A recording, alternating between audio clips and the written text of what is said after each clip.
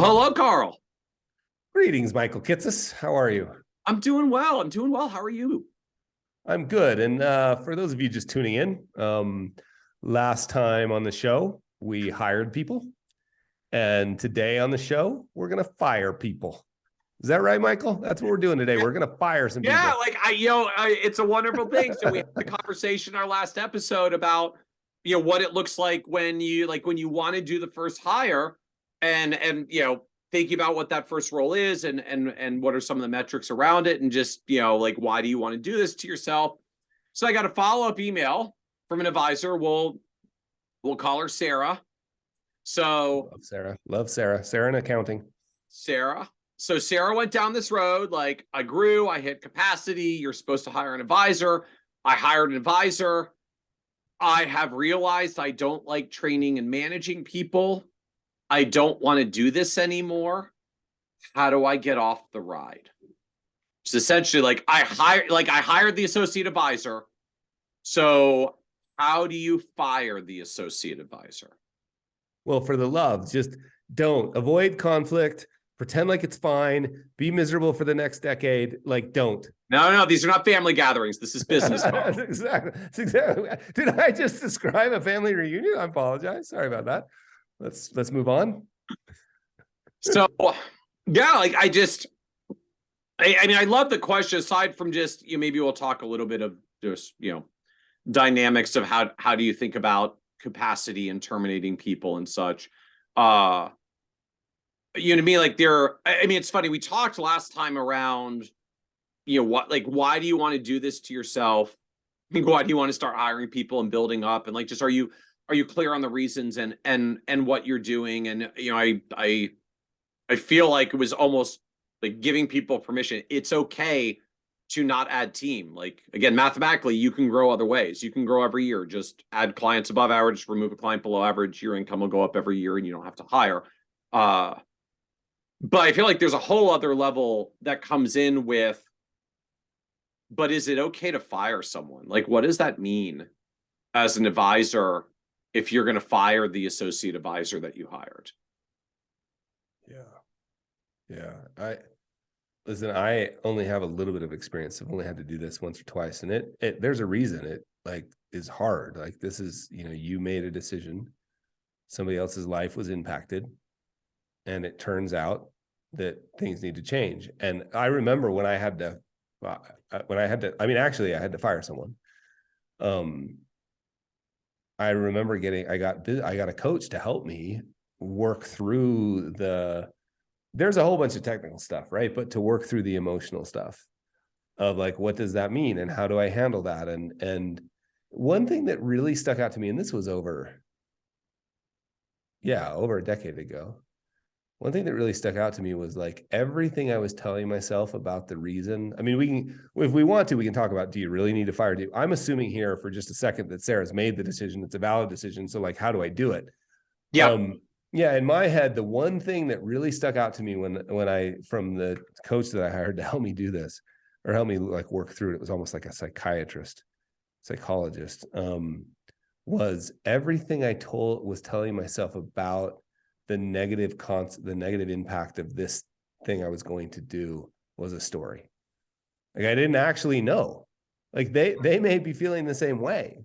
Maybe not. But and it's okay in a professional setting and even in personal lives. It's okay for us to decide that something's not working.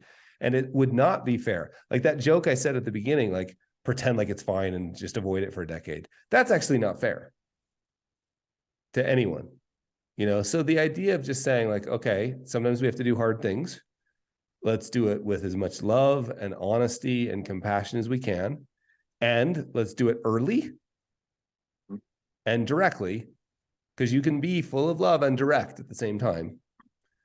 Right? That was what stuck out to me. And indeed, it was hard. It came out of the blue. I thought the person had an idea, came out of the blue, and they were literally I am totally shocked right now. I remember the couch I was sitting on. It wasn't the blue one.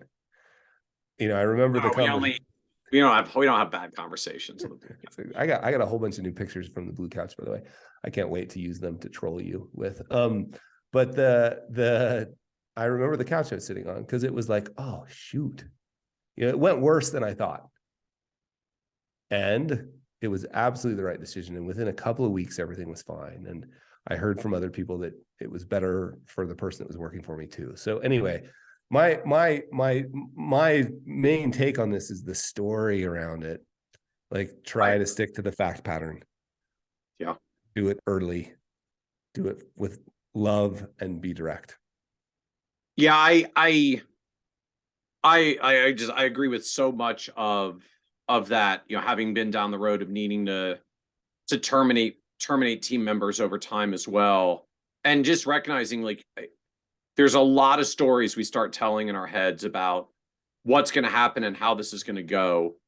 And what I found, having been down this road a few times, and also just having seen other people who had to learn and go through the process of firing someone for the first time, it feels awful in the moment.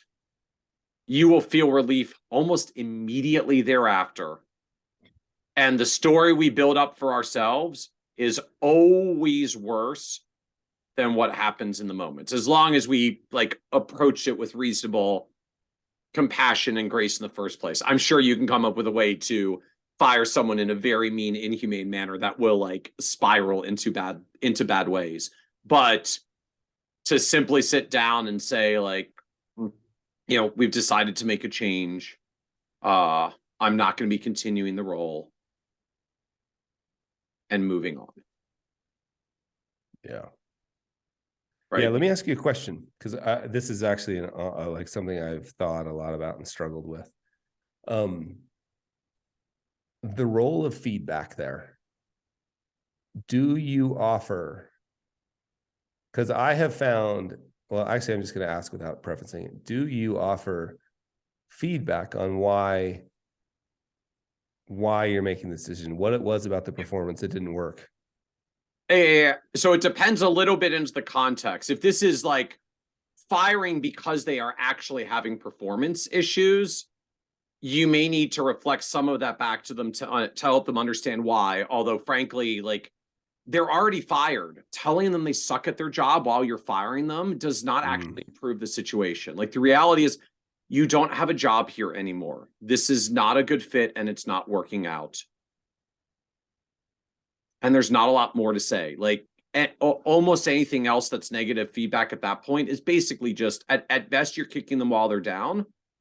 And at worst, you're actually amplifying what could be anger and them trying to come back to you and complaining wrongful termination or something else, because the reality is, like, it's sort of similar to doctors, like, all sorts of fascinating studies that find that, like, the doctors who get sued the most are not the ones who make the most errors. They're the ones who have the worst bedside manner about the errors that get made, because bad things do happen.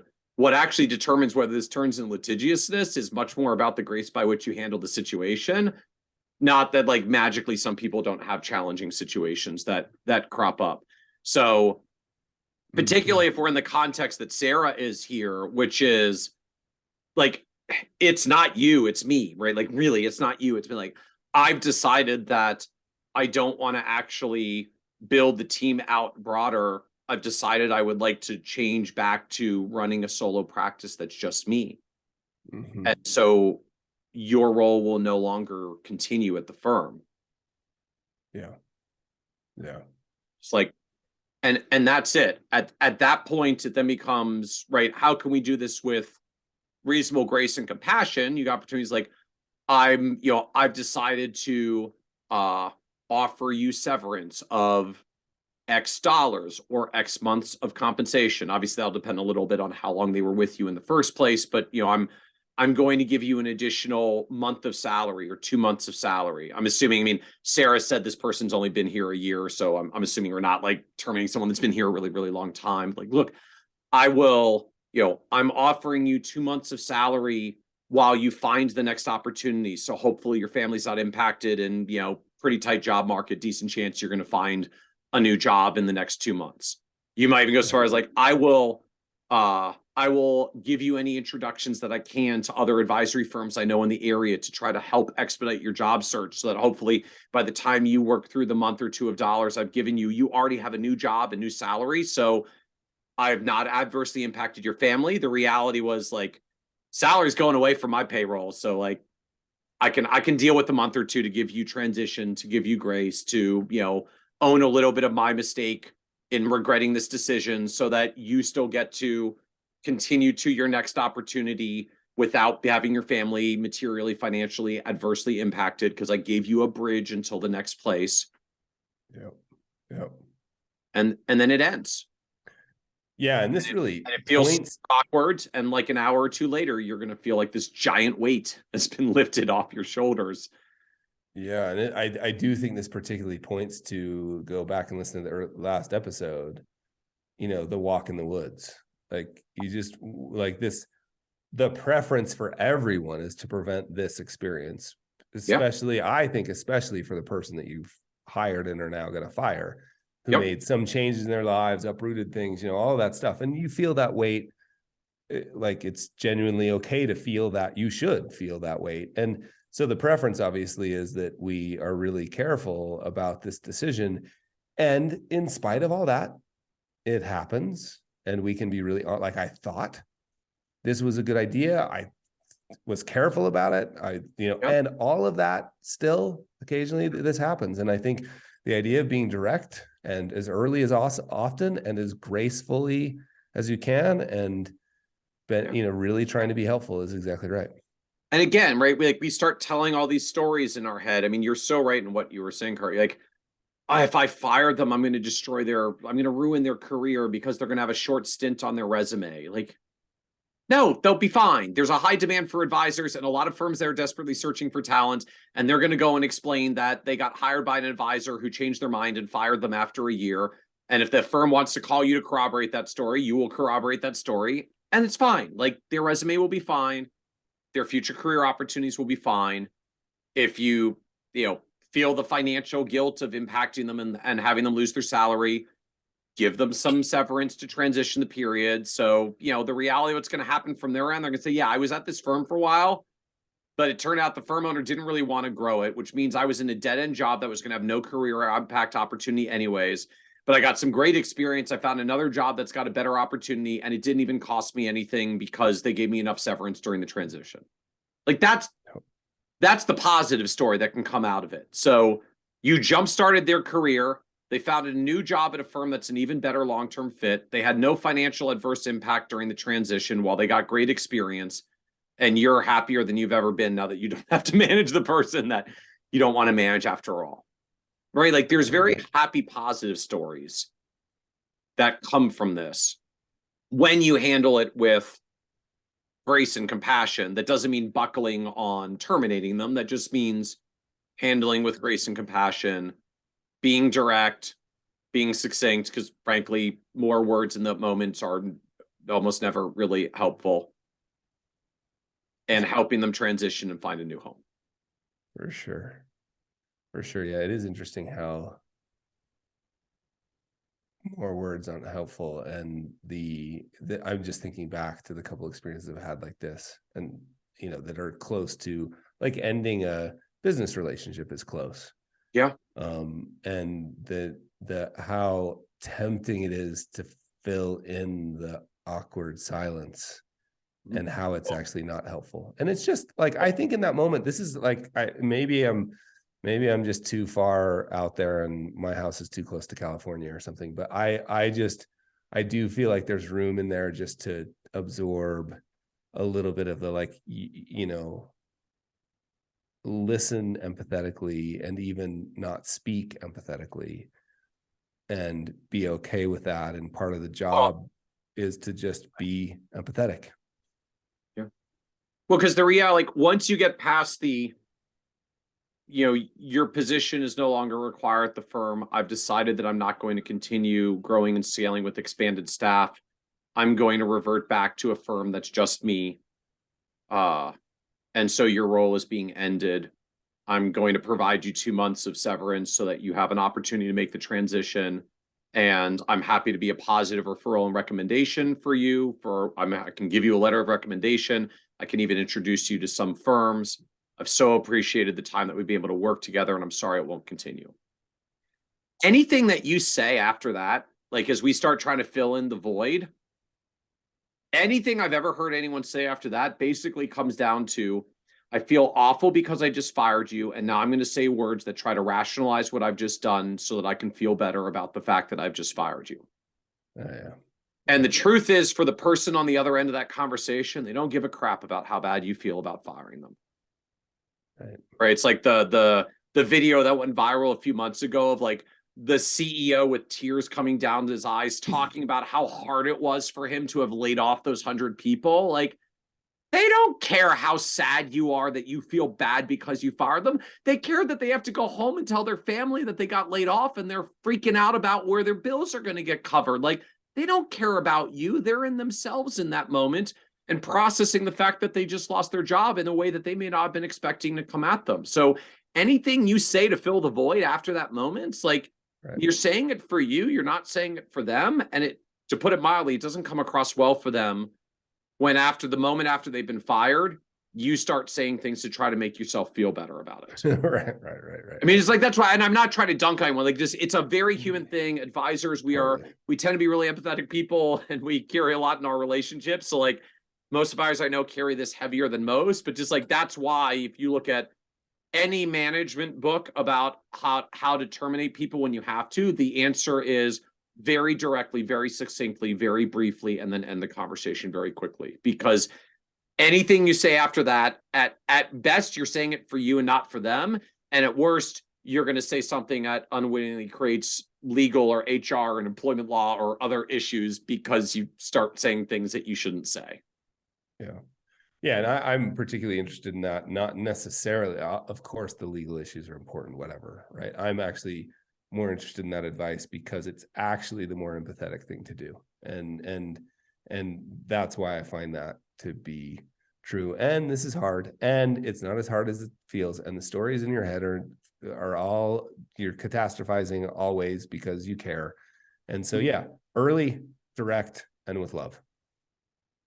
Early, direct, and with love. And the one other thing, like, I do feel compelled to note, just as you're for folks who are thinking through this, there is the, like, who does the work on the other end? Like, how much did you grow? And I don't know in the context here, like, how much did Sarah grow and bringing clients on before she got to the point where she's going to need to do this downsizing? Because the reality is, if you brought more clients on that you actually like don't have the capacity to keep, on the one hand, you've either got some choices around, after you finish letting the team member go, do you need to let the clients go?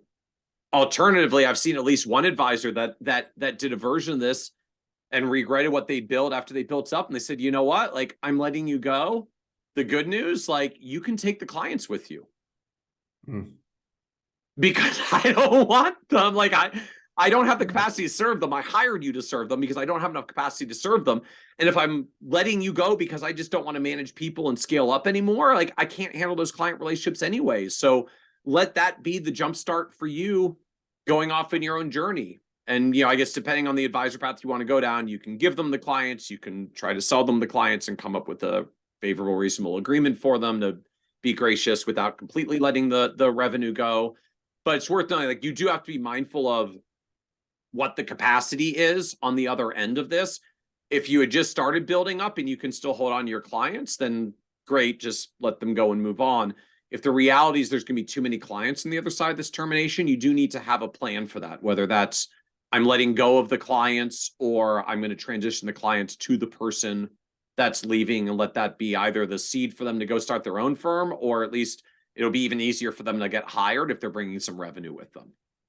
Yeah. Amazing. Well, how fun is that? Firing. Yeah, I mean, that's the best thing ever, right? It's super interesting though, to talk about that sort of back to back in episodes. Like, I do really love that idea of like listening to these together, because that walk in the woods becomes important. Yeah, but to me, the biggest driver for it, I mean, it's a version of the why conversation we had for last episode. and sort of the alternative version of it here, like, you can build a wildly successful advisory practice lots of different ways. Yes, you can do it by scaling up to giant enterprise, being like the next Peter Maluk. You can do it by building like a great boutique practice. Some of those get really, really large with a focused clientele and a great relationship with team.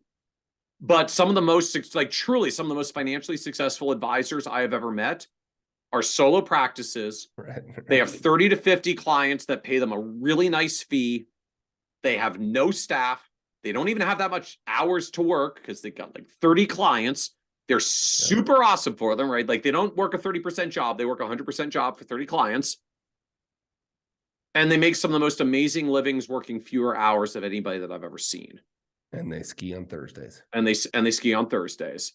So don't get caught in the trap that the only way to grow or be successful is hiring staff and expanding capacity and doing that. Like that's a choice, but just always feel compelled to caution, like don't grow your firm because you've just got a problem saying no to prospects. And if you made that mistake and you crossed that line, you own the firm, it's your business, and frankly, you got a lot of years left on this earth. Like you're allowed to hit the reset button as Sarah is going through here. Like you're allowed to hit the reset button and go back. You don't have to stay stuck on this path that you're not happy on because once you hired a person and now you're either don't want them or you're like praying that they leave and go somewhere else that you won't have to fire them. Have the tough conversation. It's very unpleasant. It only lasts a few minutes. And about an hour or two later, you'll feel like this huge weight has been lifted and you can get back to the practice that you really want to enjoy. Amen, my friend. So good. Awesome. Well, thank you, Carl. Thank you, Michael. Talk to you soon.